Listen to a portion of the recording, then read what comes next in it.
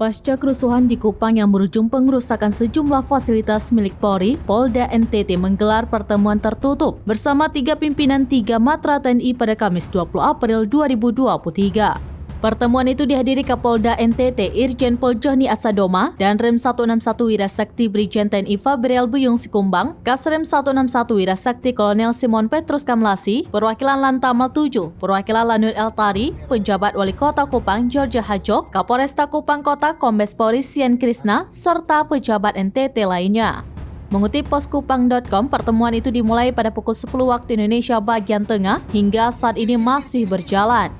Diketahui Polda NTT bersama Korem 161 Wirasakti sudah meredam konflik yang melibatkan personel POM Angkatan Darat dan Polri yang terlanjur memanas. Tadi malam, sebetulnya situasi sudah kondusif.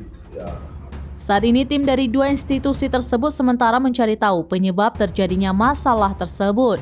Hal tersebut diungkapkan Kabid Humas Polda NTT Kombes Pol Arya Sandi SIK ketika dikonfirmasi poskupang.com pada Kamis 20 April 2023 pagi.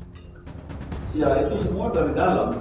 Kejadiannya itu dari dalam pemicunya, ya. Nah, kemudian berkembang keluar sampai merusak fasilitas-fasilitas publik atau peralatan Polri. Nah, ini kita nggak tahu, ini motivasi dari masing-masing mereka. Arya Sandi mengatakan untuk saat ini pihaknya masih fokus pada penyelesaian masalahnya. Akan dibentuk tim investigasi bersama TNI Polri untuk memproses kasus ini secara transparan.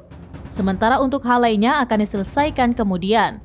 Sementara itu kondisi Mako Polresta Kupang Kota juga steril dengan pagar tertutup dan lampu dipadamkan saat kejadian malam itu. Tembak itu. Ini tembak sih mana? Ini tentara yang pegang. Demikian pula beberapa pospol di Patung Burung, jalur penghijauan, pospol Bundaran Tirosa, dan pospol Fatululi tampak sepi dengan kondisi listrik dipadamkan.